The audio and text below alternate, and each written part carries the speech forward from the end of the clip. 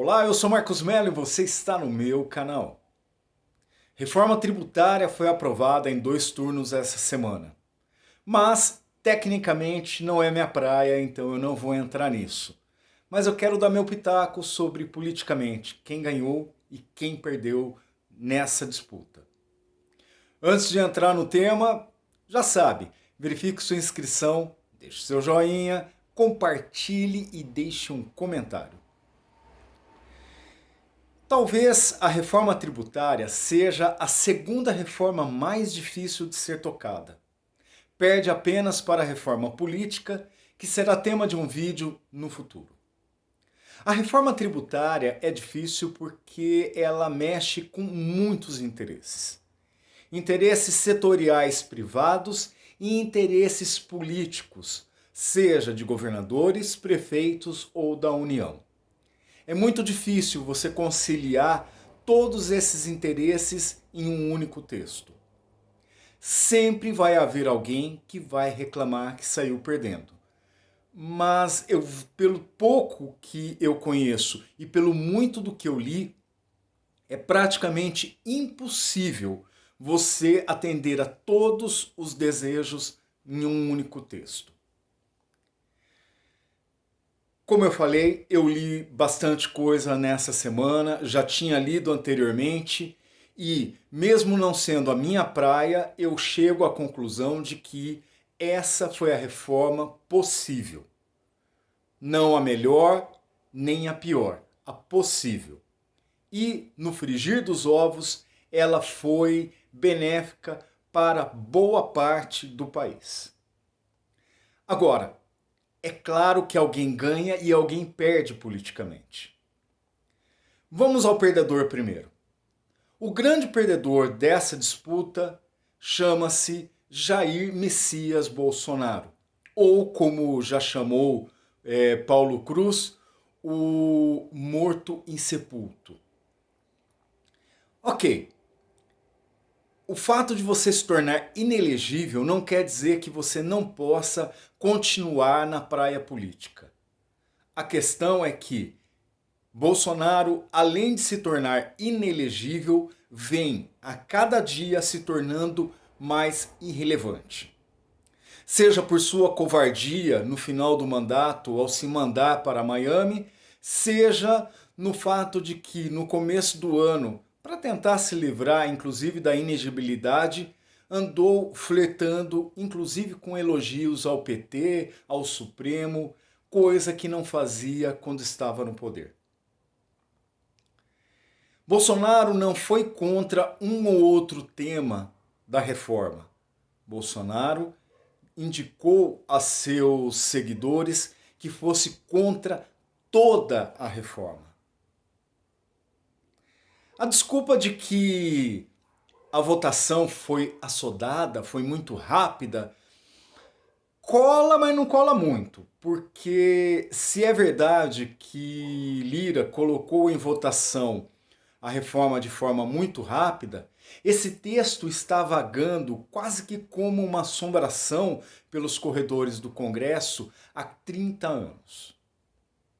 Há 30 anos se fala dela, há 30 anos se discute, então não é necessariamente uma coisa que apareceu do nada. E veja, nem a desculpa de que 70, 80% dela foi colocada de última hora cola. Por quê? Porque isso não ocorreu. Poucas coisas foram acrescentadas a esse texto que já não tinha sido discutido anteriormente. O que Bolsonaro fez tem nome. Na educação, a gente chama de birra.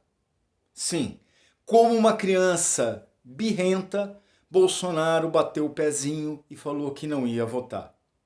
Em nenhum momento ele pensou no país. Ele pensou apenas que não podia deixar para o PT o bônus de ser o pai da matéria. E aí entra uma questão interessante que eu quero falar com vocês. Dois vencedores, Lula e Tarcísio. O presidente e o governador do maior estado do país são os vencedores nessa disputa. Mas aí vem a questão que é o seguinte: Lula poderia ter votado essa reforma no seu primeiro mandato. Não fez. No segundo, não fez. No primeiro de Dilma, não colaborou. No segundo de Dilma, também não quis.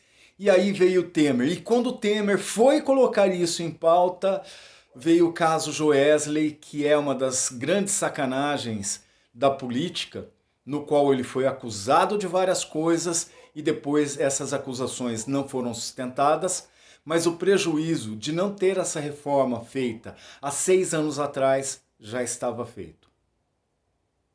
Veio o Bolsonaro e a prioridade foi a reforma da Previdência. Mas logo depois, o governo passou a funcionar única e exclusivamente para salvar os filhos e o próprio presidente. E a reforma tributária ficou de lado. Bolsonaro não tocou ela, mesmo tendo o Centrão à sua disposição. Vamos lembrar que Bolsonaro injetou muito dinheiro no Congresso. Ele inaugurou uma nova modalidade de política. Antes tínhamos o toma lá, dá cá. Bolsonaro criou o toma lá e fica aí mesmo, porque ele dava o dinheiro e não recebia nada em troca. Desculpe-me, ele não recebia nada em troca politicamente, porque ele recebeu em troca a garantia de que impeachments não seriam votados durante aquele período. E não foram. E aí vem o governo Lula. E o governo Lula coloca a reforma para votação. O governo Lula não é um fã dessa reforma. Ele não acha realmente que ela era necessária, mas ele não é bobo. E mesmo politicamente não sendo o que ele queria, ele colocou para votar, porque sabia que podia colher bônus dela, bônus políticos. Ele tirou da direita a narrativa da reforma mais importante, que é a da desoneração de impostos, de você diminuir a carga tributária de vários setores, nesse caso, a indústria. Muito provavelmente a reforma que o PT gostaria de fazer seria uma que desse ainda mais controle do que essa reforma dá ao governo federal sobre os impostos. Mas como eu falei, Lula não é bobo. E ele sabia que poderia colher frutos dessa reforma. Todos estão dizendo hoje como Haddad foi habilidoso e como Haddad já fez mais pelo liberalismo do que em 4 anos Paulo Guedes o fez. Politicamente, saiu bem na foto. Na última volta da corrida, quem fez uma ultrapassagem digna dos grandes pilotos foi Tarcísio. Tarcísio estava reticente em relação a apoiar a proposta. Foi para Brasília, conversou com Haddad e conseguiu uma mudança que, na visão dele, é muito importante. O conselho que vai discutir as regras de distribuição do dinheiro arrecadado pela União teve alterações importantes e que vão facilitar para que governos estaduais e prefeituras possam ter um dinheiro a mais. E o pai disso é Tarcísio. Mas não é nesse ponto que Tarcísio sai vitorioso. Não é nesse ponto, não é nessa curva que Tarcísio fez a ultrapassagem. A ultrapassagem se deu no momento em que ele se colocou de forma diferente de Bolsonaro. Ao não capitular para a liderança bolsonarista, Tarcísio começa a se descolar dele. E isso, politicamente, é muito bom para ele. Hoje, Bolsonaro pode ainda ter força dentro do bolsonarismo, mas é uma âncora que impede qualquer navio de navegar em águas antipetistas.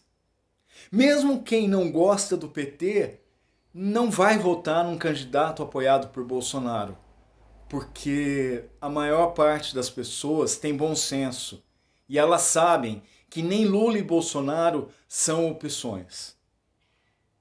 Tarcísio começa a navegar sozinho.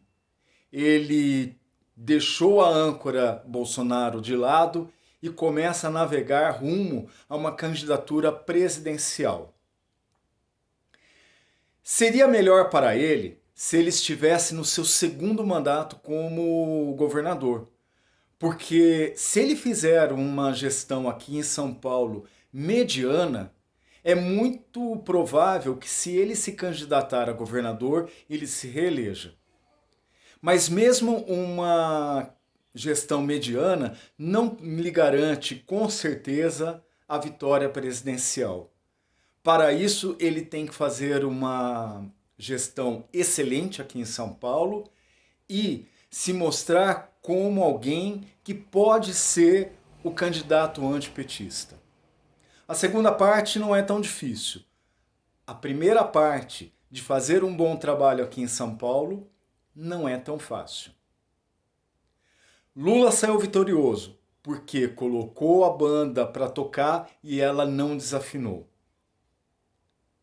Tarcísio é vitorioso porque evitou as vaias a essa banda e conseguiu sair como aquele que ligou o holofote sobre ela. O futuro ainda é longo para se decidir quem será o próximo presidente da República, mas não é de todo mal dizer nesse momento que o PT saiu com um bom passo para isso, mas Tarcísio saiu correndo atrás com chances de ultrapassagem. Eu sou Marcos Melo, não sabendo muito sobre reforma tributária, mas falando da parte política. E você esteve comigo no meu canal.